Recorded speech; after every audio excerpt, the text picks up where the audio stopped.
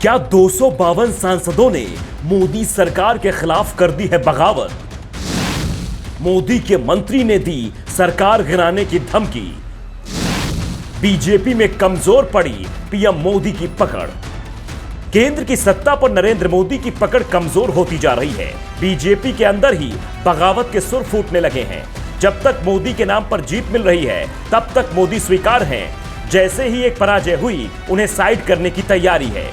यह दावा है मराठी मीडिया हाउस लोकमत का। लोकमत ने यह दावा किया है मोदी सरकार के कद्दावर मंत्री के हवाले से। मंत्री जी की बीजेपी के संगठन से लेकर संघ तक मजबूत पकड़ है। मामला पीएम मोदी से जुड़ा है, इसलिए मंत्री के नाम का खुलासा तो लोकमत ने नहीं किया, लेकिन जो खुलासे किए हैं वो बेहद चौंकाने वाले हैं। साफ है बीजेपी में जो दिखाई दे रहा है वो सिर्फ भ्रम है। हकीकत यह है कि पार्टी के अंदर बड़ी फूट पड़ चुकी है। रुकावट सिर्फ विचारधारा की है।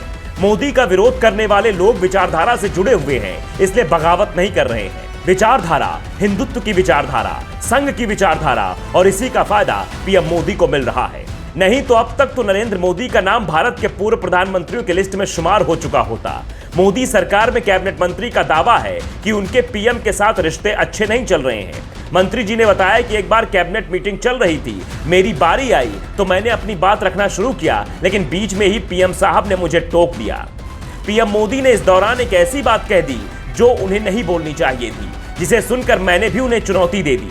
आप में ताकत नहीं है मुझे हिलाने की, ताकत हो तो मुझे मंत्री पद से हटा कर दिखा दें।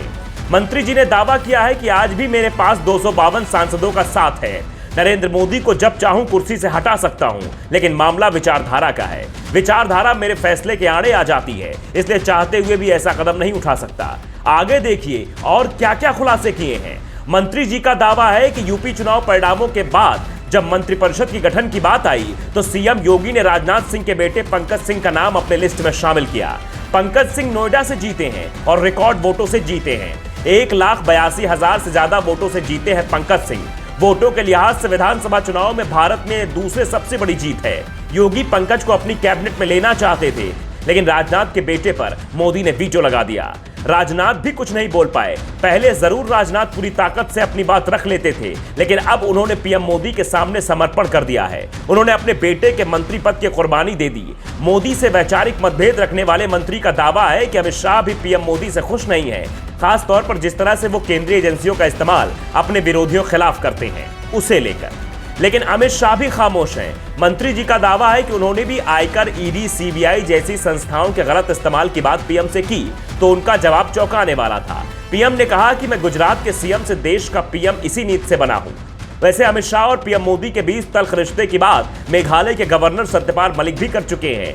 वो बात अलग है कि बाद में उन्होंने इससे लेकर सफाई भी दी, लेकिन सफाई देने से पहले मलिक ने दावा किया था, मैं जब किसानों के मामले में प्रधानमंत्री से मिलने गया तो मेरी 5 मिनट में लड़ाई हो गई। वो बहुत घमंड में थे। जब मैंने उन्हें कहा कि 500 लोग मर रहे हैं, तुम तो कुतिया मरती है तो चिट्ठी भेजते हो, तो पीएम ने कहा वे मेरी वजह से मरे हैं। मैंने तुरंत पीएम से कहा हाँ आपके लिए तो मरे थे, जो आप राजा बने हुए हो उसकी वजह से मरे। इसके बाद मैं अमित शाह से मिला।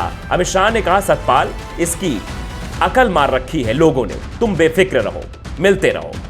यही बात थी जिस बात से लग रहा था कि पीएम मोदी और अमित शाह में नहीं बनती।